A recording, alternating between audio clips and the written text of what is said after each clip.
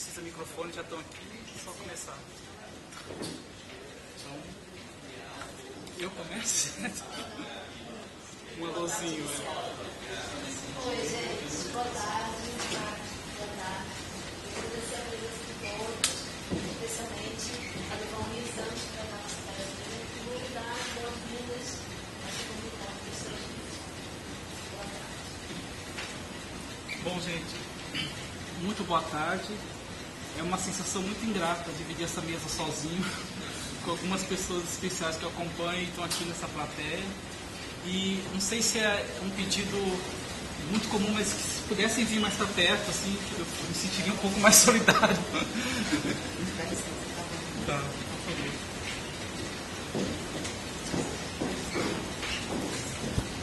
Dizer que, com muita sinceridade, assim, que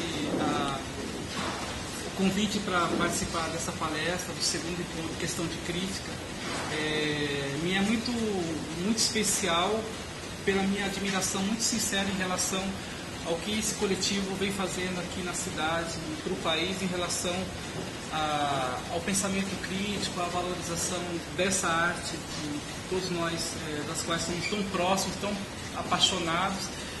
E ela é ainda uma arte que não ocupa o território imaginário do brasileiro da forma como a gente, lá no fundo, ambiciona, assim, né? A noção do teatro como um espaço de cidadania, de formação cultural, educacional, etc. Né? E o Questão de Crítica tem escrito aqui no Rio de Janeiro um caminho com uma sensação assim de vitalidade em relação ao perfil de ser um núcleo mais jovem assim, desses realizadores. E da cidade onde vem, São Paulo, não temos uma experiência parecida com essa, desse fôlego, né, de capacidade de articulação, da frente com o editorial, com um prêmio que já está consolidado na cidade também, enfim. Então é uma convocação mesmo, assim, que eu me senti em vir aqui, em poder colaborar com esse movimento, com esse espaço de reflexão que está sendo proposto. Eu trago aqui um caminho que vai passar um pouco pela minha formação pessoal como jornalista e repórter de teatro. Eu tenho, sobretudo assim, no meu histórico, um tempo que já vai para 20 anos de cobertura em teatro, como repórter, e essa condição de crítico, propriamente, que é o que nos encerra aqui, ela me é muito recente, ela me é muito nova. Então eu trago aqui uma angústia, é uma forma de compartilhar com vocês um processo de como se dá essa transição da figura do repórter para a função de crítico, dentro de um universo do jornalismo, que é de onde eu venho, que é de onde eu falo aqui também. E eu trouxe aqui um título, um enunciado assim, para essa palestra, que eu batizei de Instabilidades na Recepção do Teatro de Pesquisa. Essa instabilidade, ela talvez o lugar onde eu me encontro agora e o que eu quero colaborar e trazer para a gente aqui em termos de crise saudável e motivadora, que é uma sensação de que algumas convenções assim, em relação à recepção do espetáculo, quanto a texto, interpretação e encenação, estão colocadas hoje num lugar muito difícil de aprender dentro dos esquadriamentos, das noções teóricas, dos esquemas que a gente aprendeu e vem absorvendo do campo teórico, em relação a como esses espetáculos estão se capilarizando pelo espaço da cidade, pelo espaço urbano. Então eu vou me permitir ler alguns trechos e levantar minha cabeça para olhar de frente para vocês, mas eu construí aqui uma narrativa que vai ser inevitável que eu faça ler, né? Eu vou começar primeiro fazendo uma remissão aos anos 60, para estabelecer uma relação que eu fiz aqui entre uma noção de nacionalismo crítico em relação àquele período dos anos 60, quando fica mais flagrante assim, entre os criadores daquela época, na iminência, no surgimento logo em 64 do golpe militar, diante de um contexto de opressão, de uma realidade brasileira, de os artistas se sentirem convocados a assumirem um engajamento mais explícito em relação à sua realidade social, histórica e política. O que vai se convencionar a esse guarda-chuva chamado de nacionalismo crítico, que é uma definição que está mais claramente pontuada numa publicação recente, do segundo volume do teatro, História do Teatro Brasileiro, lançado há pouco pela editora Perspectiva, que é uma obra que está se tornando um referencial para a gente, porque pelo fôlego dos pesquisadores que estão ali reunidos, e um dos capítulos dessa obra, História do Teatro Brasileiro, do segundo volume, foi elaborado pelo Jacob Ginsburg e pela Rosângela Patriota. E nesse capítulo eles situam essa experiência dos coletivos e dos artistas dos anos 60 em relação a um teatro mais engajado, um teatro mais politizado, com um fortalecimento de vínculo entre arte e política, um engajamento em causas populares e a recusa de uma concepção burguesa do fazer teatral. Tudo que esses criadores colocavam em cena, sobretudo em relação à dramaturgia, a seu texto,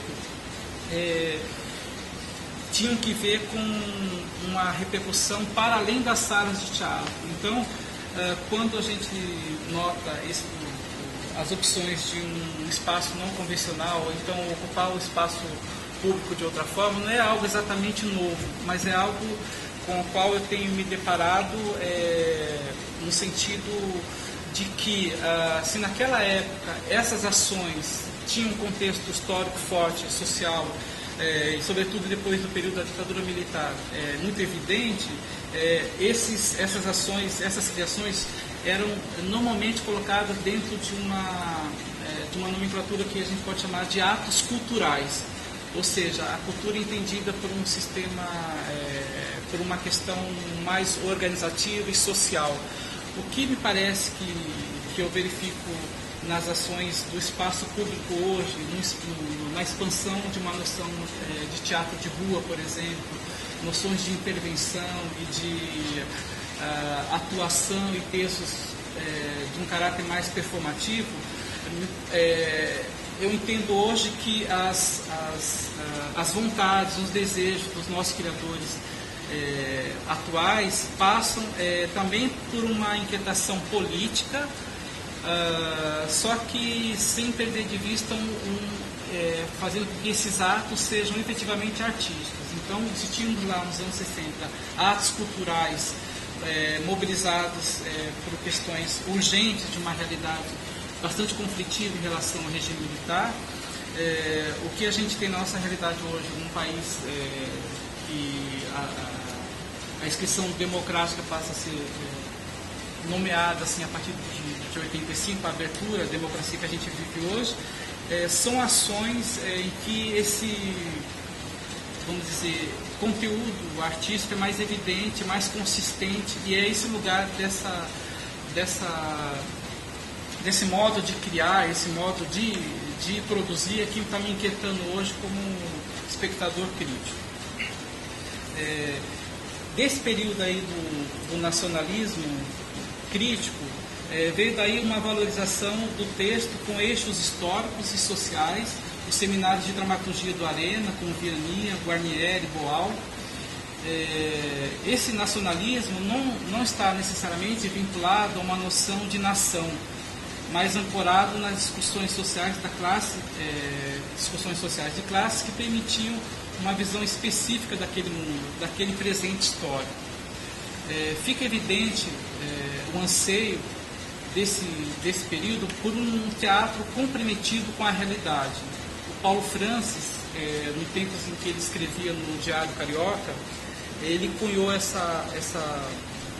ele pregava assim, naquela época esses atos culturais, como eu disse há pouco, né? Aí a minha relação que eu faço em relação é ótima, mas a minha aproximação dos anos 60, desse período do nacionalismo crítico, quando eu faço sugiro aqui uma definição de municipalismo crítico, é porque na cidade de São Paulo, na última década, isso fica muito mais evidente, ou seja, cada vez mais as criações passando por discussões, por questões territoriais locais, por problemática de convivência, de como viver junto numa cidade, e os coletivos passam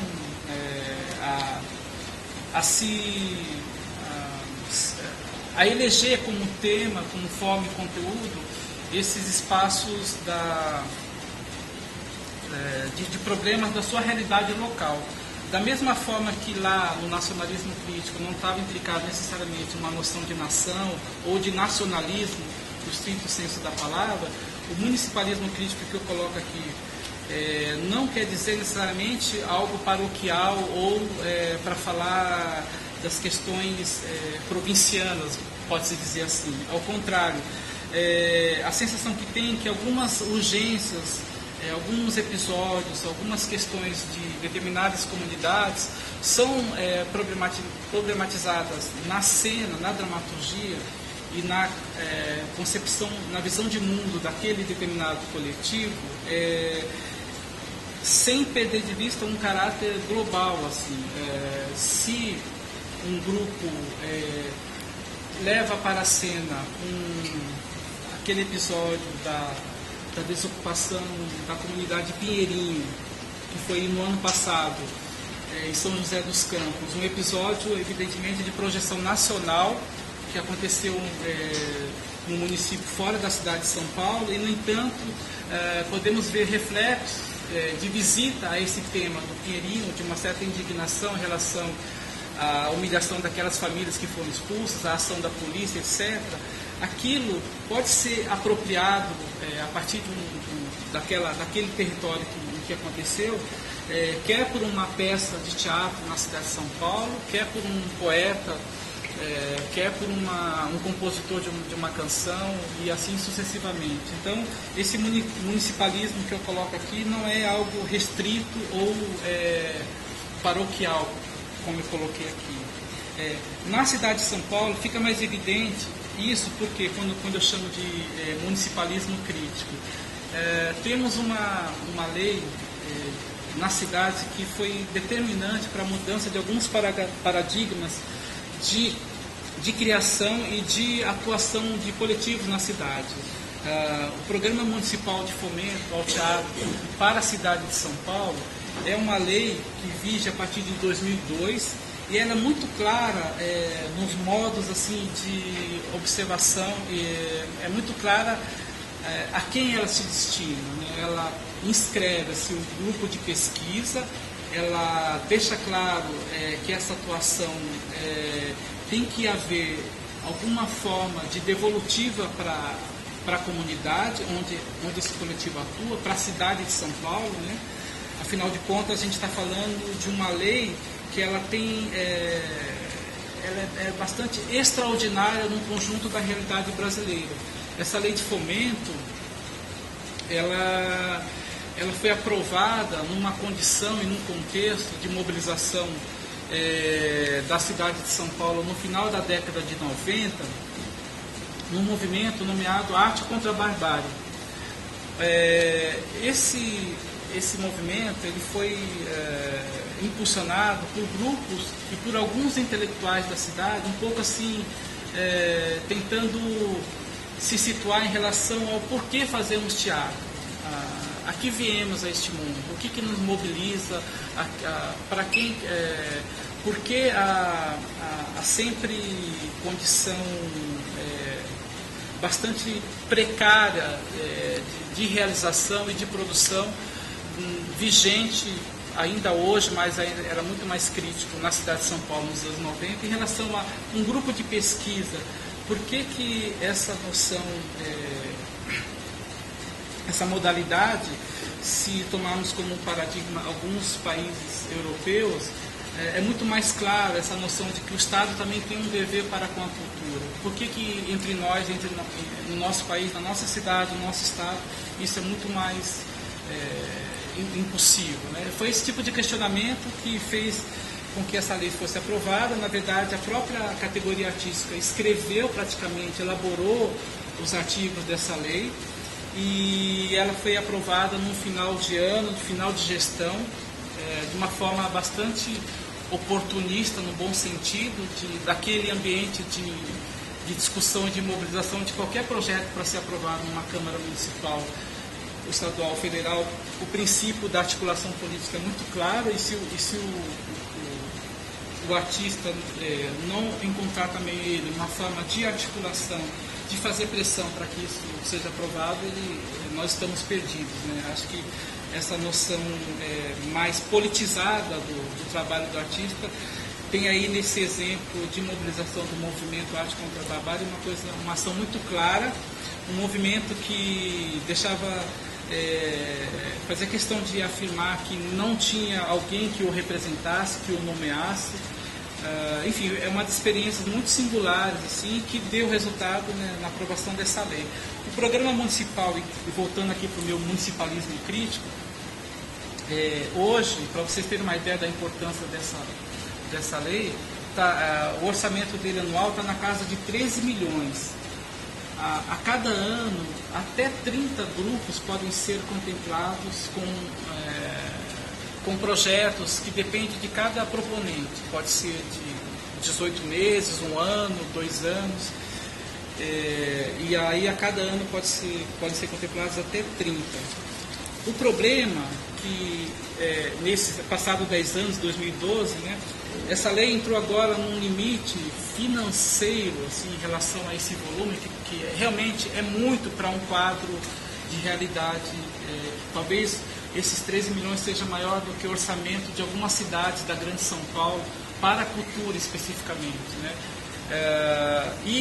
O que essa articulação do movimento Arte contra a Barbárie conseguiu também é que esse programa ele foi instituído como uma lei, ele não pode ser revogado a cada final de gestão. Então, além daquela feliz estratégia de articulação dos artistas no final dos anos 90, começo dos anos 2000, o que a gente percebe também é a solidez e da continuidade. Se a lei tinha o princípio do trabalho de grupo contínuo, ela haveria que durar continuamente. Então, ela, instaurada como lei, não pode ser removida independente das gestões que viessem depois do partido da vez. Isso é uma das coisas excepcionais. Então, esse valor de 3 milhões faz com que, nesses 10 anos, o discurso de mudança da geografia da cidade, a gente passa a ter maior atenção para alguns trabalhos de núcleos artísticos nas bordas da cidade, descentralizando os corredores convencionais das salas de teatro nas regiões do centro da cidade. E esses núcleos, às vezes, que subsistem em áreas onde não havia equipamentos culturais, por exemplo, passam a pleitear, buscar um lugar ao sol sob o guarda-chuva da lei de fomento. Então, quando eu falo de periferia na cidade de São Paulo, eu falo sobretudo dos extremos leste e sul, que são as áreas mais carentes, não só de serviços básicos de saúde, transporte e educação, mas sobretudo equipamentos culturais. Esses lugares onde a noção de teatro, para a maioria desses moradores, ainda é que o teatro é um lugar para bacana, que tem que se vestir para ir para fazer parte de uma plateia, etc., passa a ser modificado, percebida, na medida em que alguns artistas locais, ou às vezes criadores que moram em outros bairros, mas passam a ter uma atividade permanente naquela localidade, trazem essa noção da arte, do teatro para esses lugares que ainda não visitava, na qual a cultura de teatro era algo muito abstrato, longe e etc. Nesses 10 anos, portanto, a lei vai também ter um caráter formativo para esse espectador que começa a conviver, a se habituar com o discurso do teatro, assim como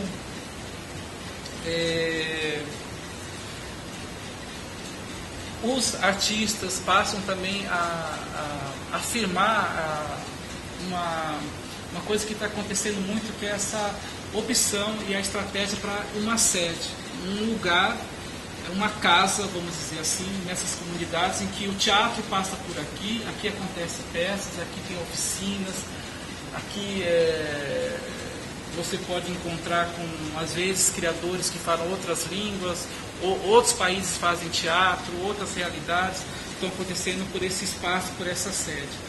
E a gente, ainda voltando então para o meu municipalismo crítico, vai ser que o pensamento crítico ideológico, naturalmente que seja ideológico, mas sobretudo em relação aos anos 60, de transformação da realidade, de consciência da realidade histórica e social, está muito presente nos discursos artísticos e ideológicos desses grupos hoje, de alguns grupos. Eu estou falando sempre de alguns exemplos que eu não vou necessariamente nomeá-los aqui, mas assim, é o meu termômetro de olhar para perceber essa instabilidade na recepção de teatro de grupo que eu estou falando. É como esse lugar da descentralização, da criação de trabalhos em áreas que o crítico não circulava antes, né?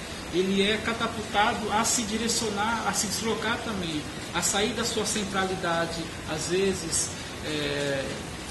esperta, ou de linguagem, ou do ponto de vista até teórico, a experimentar outras realidades também. O que faz pensar assim, quando o crítico é colocado no lugar da interação, como que ele se coloca? Né? No lugar onde você vê, mas também é visto. No lugar onde você tem que conviver por algumas horas, por alguns momentos, com contextos, quer de sair do seu circuito seguro, daquelas salas que você já visitava, quer sendo provocado em algumas situações ou cenas no campo sensorial ou de convivência, e acho que essa é uma das questões muito interessantes para a gente pensar o que a gente faz com o nosso presumido distanciamento em relação à obra artística que a gente está assistindo, que está acompanhando. Eu falei que eu ia ler, eu estou tentando encontrar um diálogo olho no olho e estou me perdendo um pouco aqui, mas vai ser assim mesmo.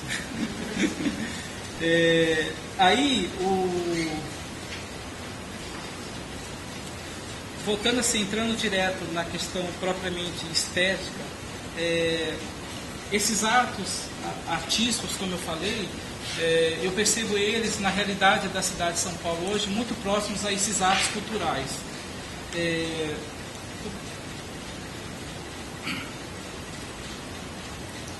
O que é que nos toca enquanto críticos, né? Sabendo que a linguagem do teatro de pesquisa é naturalmente afetada pelo seu modo de produzir, pelos seus procedimentos de criação, que têm sido cada vez mais inerentes aos aportes de subsídios públicos, como eu coloquei, né?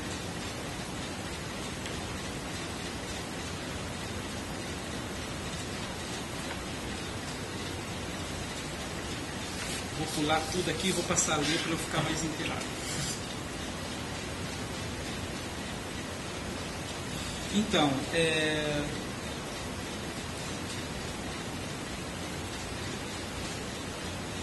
falando desse lugar do município, que eu nomeio, que me provocou a trazer para vocês essa noção desse chamado municipalismo crítico, é nesse lugar que estamos situados hoje, como críticos, né? Diante de criações que acontecem fora do edifício teatral e tomam o espaço público como uma atitude política e estética. Esses atos culturais, mas também artísticos, né? O texto, a atuação e, sobretudo, a ensinação são trabalhados para um lugar específico, incluindo moradores ou os que ali estão, suas memórias pessoais, memórias coletivas e espaciais, evocados teatralmente com o público que vem de outras regiões, inclusive. Essa dinâmica tem convocado o crítico a 2 tipos de deslocamento, aquele desafio que eu estava me referindo há pouco. Né?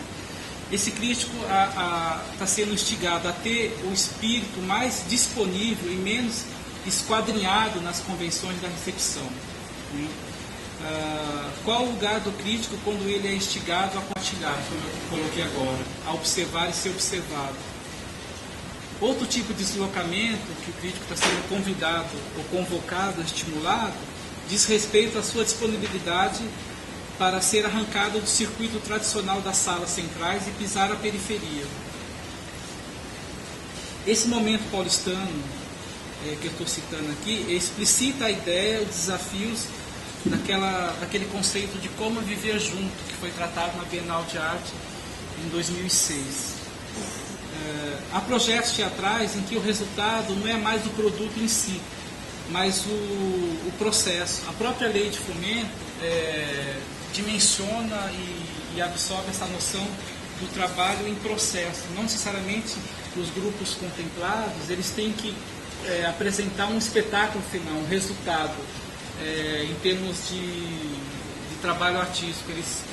Essa noção do percurso, do caminho da pesquisa, também está contemplada dentro da lei. Né? Os grupos se apropriam culturalmente de lugares abandonados que viram centros culturais sem a pompa institucional. A população do entorno ela é introduzida ao universo dessa arte, desconstrói a ideia da classe, a ideia de classe de que teatro é só para pessoas bacanas que se vistam bem. Intuo que a essa altura o senso crítico aqui da audição já deve estar bastante aguçado em relação à demagogia desse discurso dos artistas que trabalham em comunidade. Eu concordo que, de fato, assim, a demagogia ela é um risco iminente nos criadores que trabalham com margem, em situações limite. Tanto que no cenário da cidade hoje é muito comum assim, os núcleos mais veteranos, longevos, com 30, 40 anos de criação, em que, portanto, são legítimos representantes daquela cultura de teatro dos anos 60, de um teatro mais engajado e de mais urgência em relação àquele contexto, eles também estão sentindo na pele o que fazer com o discurso deles em relação aos modos de criação nos dias de hoje. Eu participei em 3 comissões da Lei de Fomento, e, portanto, eu li muitos projetos, e é incrível como alguns criadores ainda ficam assentados em cima desse lugar comum, o que pode soar demagógico hoje em relação a um trabalho de teatro em comunidade. Porque é muito movediço esse terreno, né, do discurso da transformação social, mas em prejuízo da consistência, da solidez do projeto artístico desse coletivo. Então essa é uma questão bem presente e, ao mesmo tempo, é muito interessante quando a gente percebe a capacidade desse criador ou grupo de atores mais veteranos de se permitirem aflorar e se abrir para algumas realidades formais, estéticas dos dias de hoje e ainda assim criar um espaço de diálogo com os núcleos mais jovens. É muito comum na Lei de Fomento também um espaço de intercâmbio e troca entre os artistas.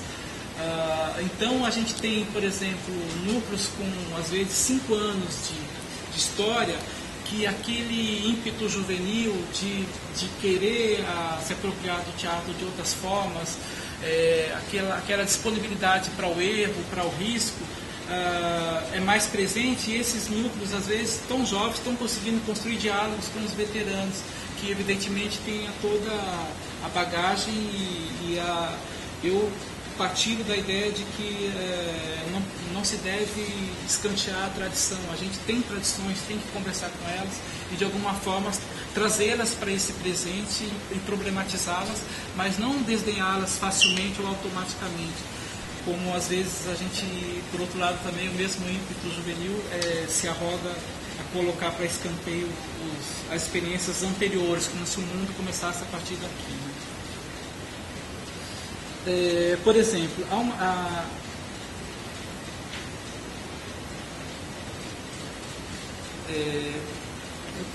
temos assim, eu tenho me surpreendido não poucas vezes com a ambição artística atrelada à capacidade de articulação e autocrítica desses coletivos. Então, o discurso político hoje é muito mais casado também com uma preocupação de linguagem, com uma consistência do que o sujeito coletivo está dizendo aqui veio.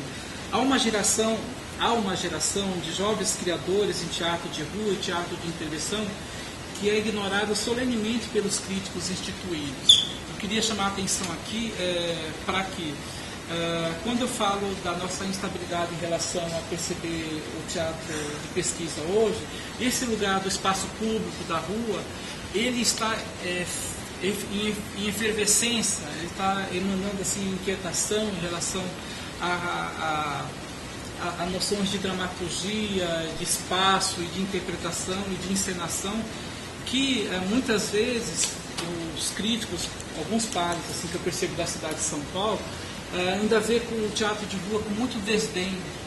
E esse teatro de rua tem se transformado também, essa mesma relação entre veteranos e novos que eu falei, também nesse gênero teatro de rua está acontecendo, né?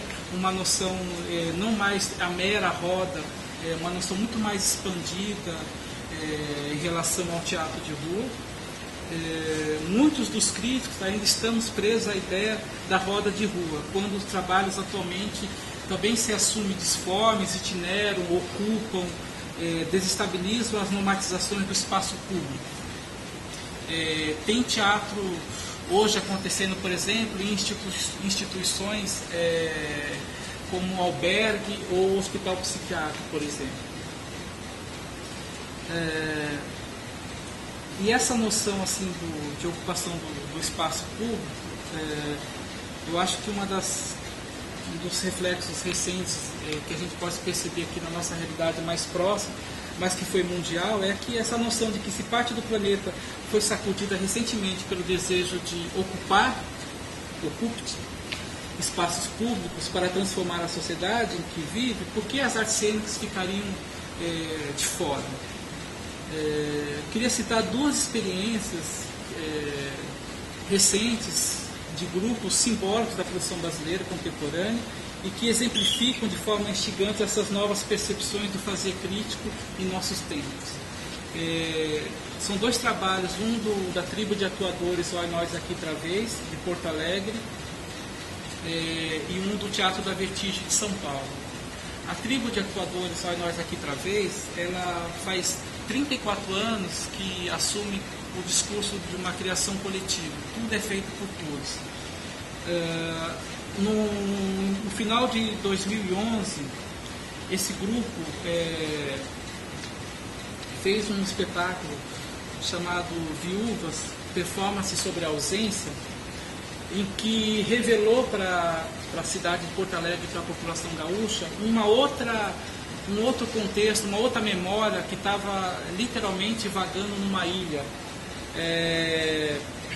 Uma ilha chamada Ilha das Pedras Brancas, que fica no rio Guaíba, no município de Guaíba, também conhecida como Ilha do Presídio. Ali funcionava, nos anos da repressão e mesmo depois, um presídio em que alguns presos políticos foram presos e depois presos comuns também. Essa ilha fica a cerca de 2,5 km de Porto Alegre, esse espetáculo Viúvas, Performance sobre a Ausência, é inspirado, ou melhor, é uma adaptação de um texto do chileno Ariel Dorfman, que ele fez no começo dos anos 80, salvo engano, ou nos próprios anos 70, em parceria com Tony Kushner, aquele autor americano do Asas do Desejo. Não, Angels in America, desculpa. Esse encontro, provavelmente Tony Kushner era um jovem escritor e o Ariel Dorfman, chileno, professor dos Estados Unidos, fizeram uma parceria de escrita a 4 mãos, em que a metáfora eram mulheres tentando localizar os seus homens que foram assassinados. Não localizava, a dramaturgia não era situada no Chile, mas num local imaginário chamado Camacho. E o Oinóis elege esse texto e sabendo que essa ilha, historicamente, entre os presos políticos de Porto Alegre, eram conhecida, que esse lugar ainda existe fisicamente, o grupo, então, faz literalmente uma ocupação dessa ilha. Ela é muito pequena, acho que cabem 40 espectadores a cada sessão, e o grupo vai para lá, capina, arma gerador, toda aquela infraestrutura para que a ação acontecesse ali. O espectador é transportado num barco até esse local e ali acontece Viúvas. Lembra muito a experiência, evidentemente, do BR-3, o Teatro da Vertigem, realizada no Tietê. Mas o que há de específico aqui é como que o grupo fez com que trouxesse para a cidade de Porto Alegre, para a memória do Rio Grande do Sul, uma discussão sobre o que se passava nessa ilha.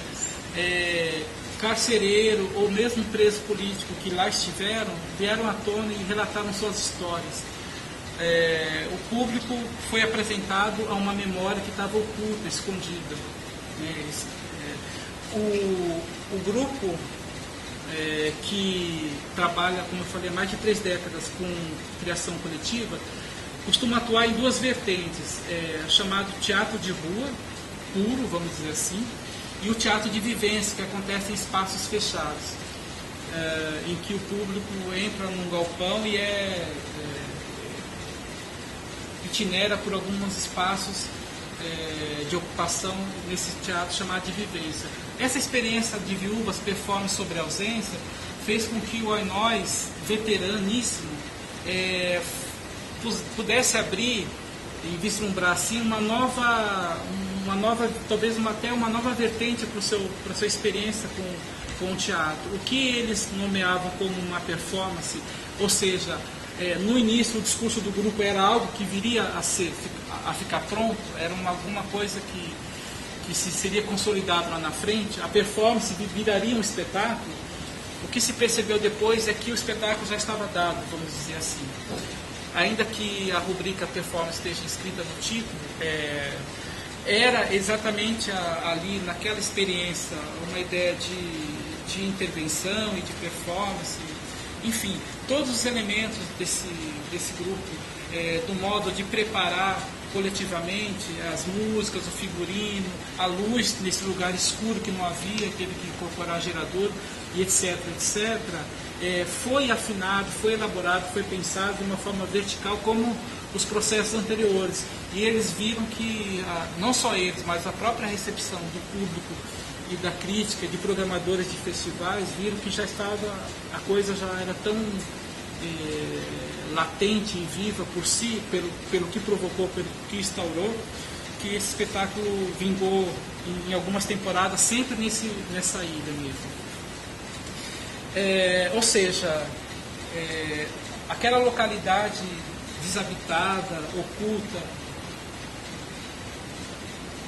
no subterrâneo de uma história de Porto Alegre, veio à tona para quem foi para o Festival de Porto Alegre em Cena, para quem enfim, está no planeta hoje e pôde ter a oportunidade de encontrar esse espetáculo e ver que a experiência do desaparecimento dos presos políticos sob o regime de ditadura, etc., no contexto de Santiago, no Chile, estava ali, nos é muito mais próximo do que a gente imagina e assim por diante.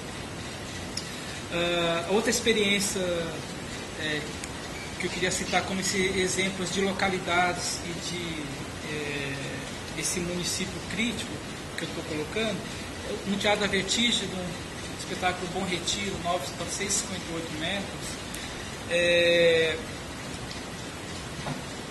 o grupo fez uma pesquisa de campo, como ele sempre faz, como um procedimento de workshops e de ida a campo, etc. Mas o Teatro da Vertigem sempre abominou essa ideia muito vertical de comunidade, no sentido mais convencional de aproximação, que é um grupo que vai estar passando por um lugar, fica ali e já às vezes se pronuncia como um integrante, como um pertencente a essa comunidade, nessa brevidade de tempo. O Teatro da Vertigem fez essa experiência, por exemplo, de ocupação de um bairro de São Paulo, nesse contexto da Lei de Fomento, no bairro de Brasilândia, que fica na zona norte da cidade. E quem assistiu o BR-3, que está colocando em xeque uma questão de identidade brasileira sobre os radicais, Brasilândia, o bairro, Brasileia, a cidade que eles visitaram no Acre e Brasília, vê que essas 3 localidades, por exemplo, não estão colocadas ou sublinhadas em BR-3 para evidenciar que o espetáculo passou por essas comunidades e está se sugerindo ser porta-voz das mesmas. Ao contrário, da mesma forma, em Bom Retiro, é um bairro que tem várias questões complexas, um bairro eminentemente comercial, importante na paisagem da cidade de São Paulo, na região central, de convivência de várias ascendências culturais, de povos imigrantes de outros países que ali convivem, ou seja, é um bairro sempre muito misturado, tem uma atividade de costura muito importante economicamente, e também as oficinas clandestinas, onde bolivianos às vezes são contratados clandestinamente para trabalho análogos à escravidão. Todas essas questões já são dadas, e o grupo vai para esse bairro e encontra uma forma de leitura e de interpretação para a criação de um espetáculo que não ficam nesses olhares mais evidentemente sociológicos, ao contrário. O que o Teatro da Vertigem faz em Bom Retiro, 958 metros, é também alongar e ampliar o seu percurso artístico, porque brevemente assim, a situação do espectador que está acompanhando esse espetáculo, né? Um espetáculo, seu ponto de partida é dentro de um shopping de varejo. O público acontece à noite, nos dias úteis é muito mais interessante as sessões que acontecem quinta e sexta-feira, porque efetivamente aquele território está ocupado pelos moradores, comerciantes, etc. Aos sábados e domingos a recepção é bem distinta, porque a cidade está mais vazia, a região central, tudo está mais fechado, etc. Mas o público itinera um pouco dentro dessa loja, acompanha algumas situações, etc. Depois esse espetáculo vai para a rua, para o espaço público propriamente dito, incorporando questões, por exemplo, sobre uma vizinhança ou uma questão que é praticamente nacional, que é a questão da Cracolândia, né? Há um cracônamo entre os personagens. Esse espaço de ambientes mais escuros ou sujeita a uma certa vigília e do medo na cidade. A gente percebe isso na itinerância pela rua, esse espetáculo termina, se encerra dentro de um edifício teatral que estava abandonado. O mais interessante, na minha opinião, no caso de Bom Retiro, é ver que essa noção do site específico que o Teatro da Vertigem adota como procedimento fica muito mais claro no BR-3, quando ele ocupa algumas áreas da margem do Rio Tietê, ou as ações acontecem dentro do barco também. Aqui ela é muito mais feliz e ampliada, porque a cena, elementos como luz e som, por exemplo, e instalação de quadros, nessa itinerância que a gente acompanha, ela é impressionante como está bem equalizado assim, esse aspecto da sugestão de uma sonoplastia, de um desenho sonoro, uma ambientação sonora para acompanhar a ação desse teatro que acontece na rua, vamos dizer assim. Do ponto de vista técnico, da figura do Guilherme Bonfante, que é uma pessoa que é o desenhista de luz da companhia, mas é uma pessoa que tem cada vez mais dois últimos trabalhos, assim, uma ascensão sobre toda a obra, porque é incrível como essa questão da experiência de estar em alguns lugares que o teatro adventista tem nos levado,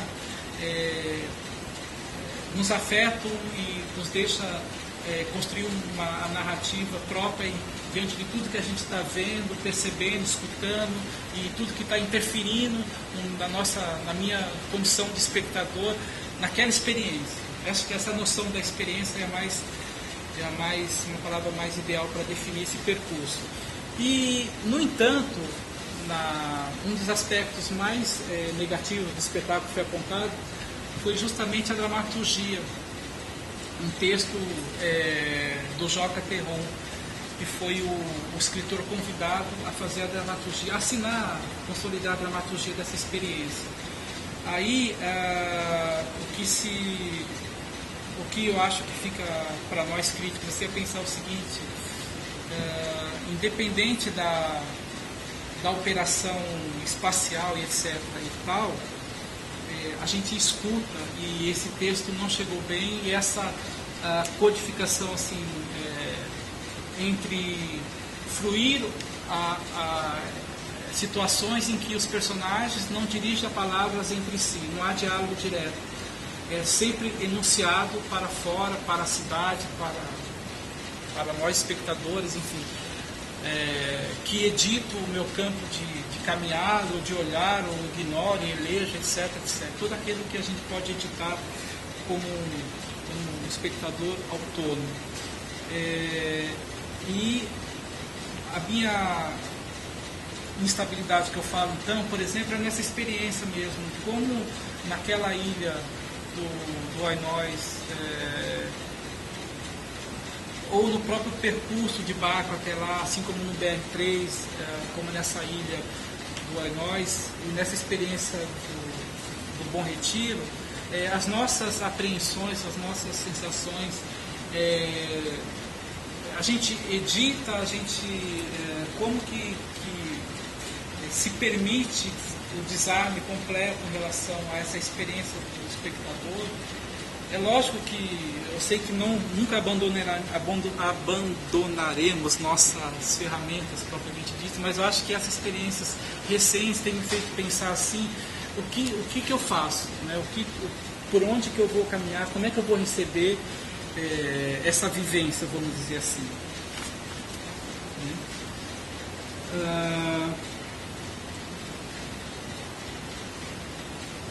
Uma curiosidade assim em relação ao Teatro da Vertigem, e que esse espetáculo Bom Retiro faz pensar também, é como que um grupo parece ter construído uma parábola interessante entre aquele grupo que começa a dar seus primeiros passos num espetáculo que acontece dentro de uma igreja, o Paraíso Perdido, em 92, ele acaba chegando agora dentro de um edifício teatral que está abandonado, bem abandonado. Assim, é um teatro de arte israelita brasileiro, Taíbe, que fica nesse bairro Bom Retiro. O Vertigem carrega e define, conclui ou nos confronta com uma pedra gigante de craque num palco em que as cadeiras estão quebradas, todas as paredes, está tudo velho, carcomido, etc. E é o edifício teatral. E ali a gente vê evoluções coreográficas de um possível musical, enfim. E eu achei interessante esse caminho, esse apontamento, essa crise também que o Vertigem enuncia nesse espetáculo.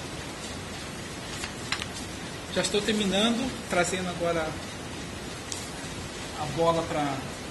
Eu acho que eu faço uma pergunta, né? A cada geração de criadores corresponde uma geração de críticos? Pode ser óbvio que sim, mas também as nossas realidades hoje, assim, como testemunhos oculares da cena, nos coloca algumas questões como essas desestabilizações que eu estou colocando e dividindo aqui com vocês, né? A arte e a cultura, elas são atravessadas pelas circunstâncias históricas, sociais, políticas, né?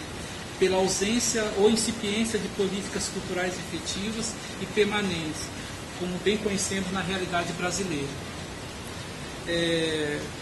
Pensando nesse trânsito assim, de gerações, em como uma determinada geração de novos criadores vai corresponder ou vai também colher uma nova geração de críticos, né?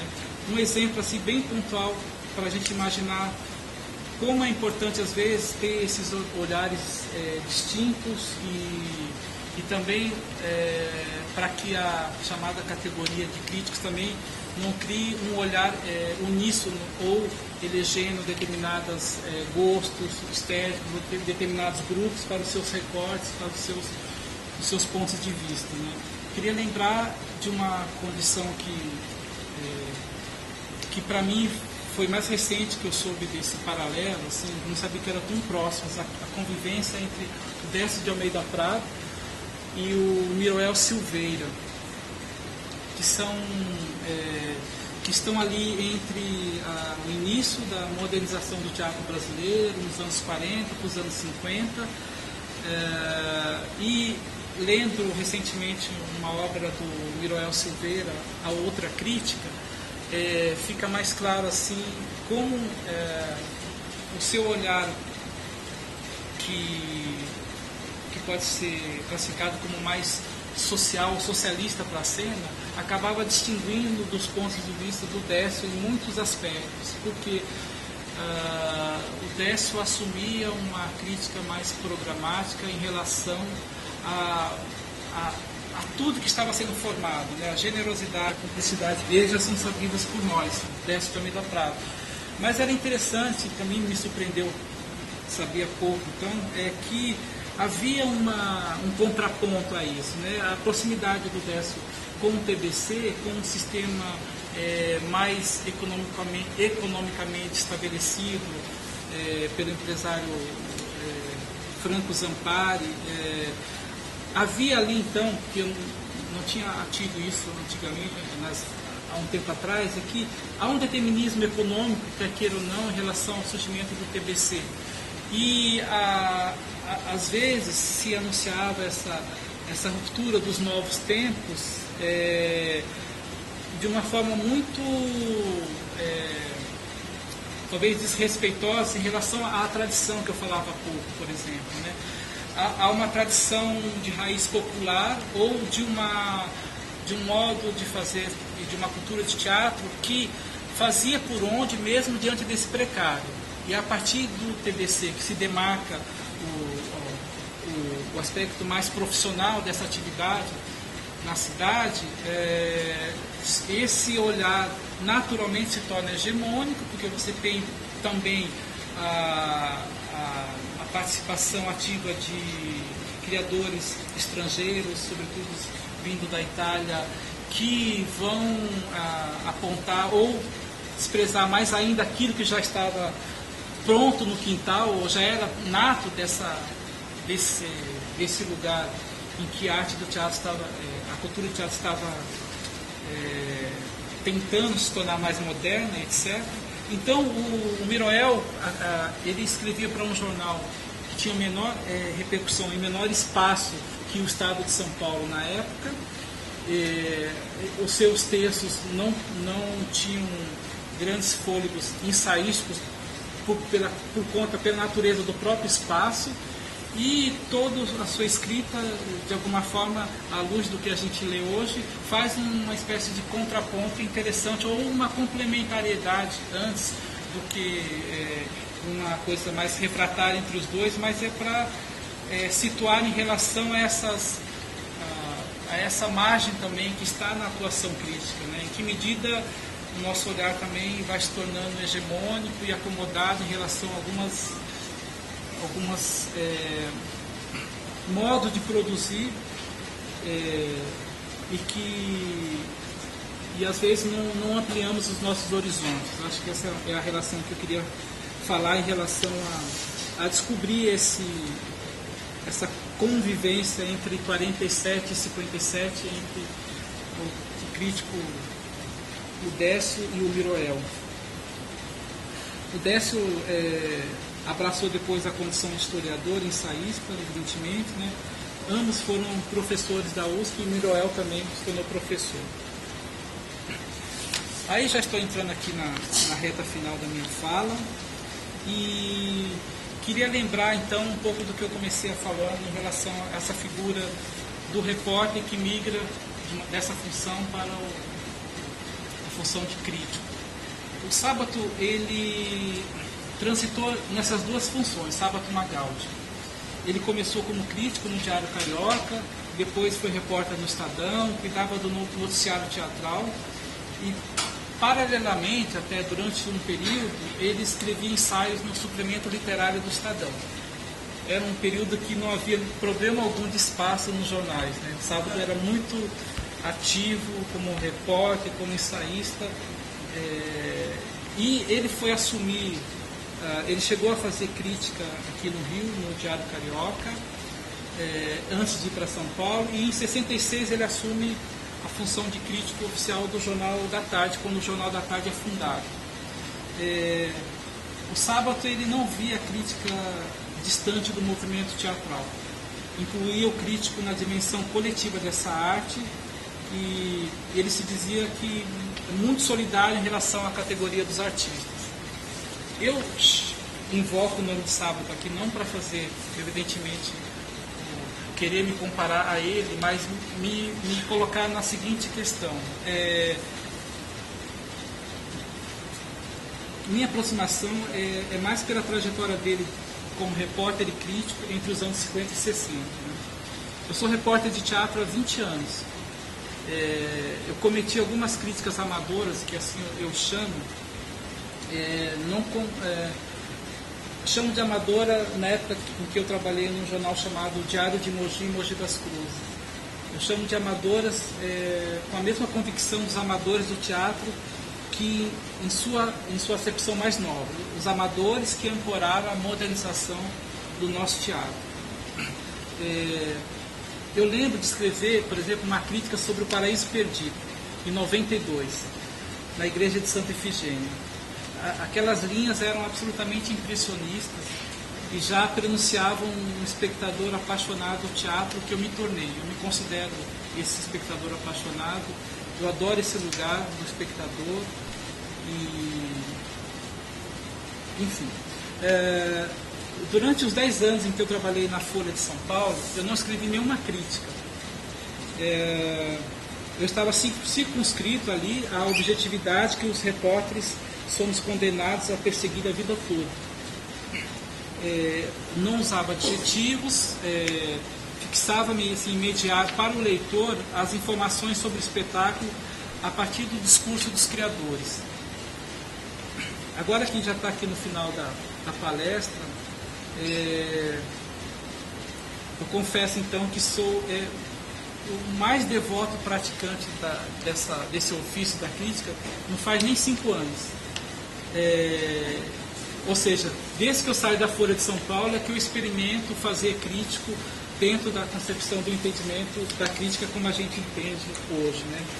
Então, o que eu trouxe para cá em relação à recepção dos modos de criar e produzir do teatro contemporâneo na cidade de São Paulo é a minha instabilidade de entender ou de ser provocado, de ser convocado a sair do lugar ou do percurso comum de ir até a sala de teatro, sendo colocado para outros lugares, para outras formas de dramaturgia, de experiências às vezes parecidas com imersão, ou da intervenção, que estão próximas ao universo das artes plásticas, artes visuais. E é um lugar que eu me sinto instável em relação a tudo que eu estou recebendo. Então é dessa condição de repórter e crítico que eu divido aqui com vocês essas instabilidades que percebo em minha prática. As dificuldades de aprender os procedimentos criativos e inovadores dentro ou fora dos palcos dessa nossa época e a dificuldade em analisá-los à luz de um estilo e de uma crítica incondicional no compromisso com a minha verdade, que é o que eu ambiciono, mas o que eu estou dividindo aqui é algo de uma crítica, de um aprendiz, de algo ainda incipiente. Por mais que eu tenha esse repertório como repórter de 20 anos, o fazer crítico para mim me é caro, complexo, difícil, instável, e é um lugar que eu estou tateando, e é esse que eu queria trazer e dividir com vocês. Talvez o texto fique melhor do que a minha fala futuramente, mas é isso que eu tinha para colocar. Obrigado.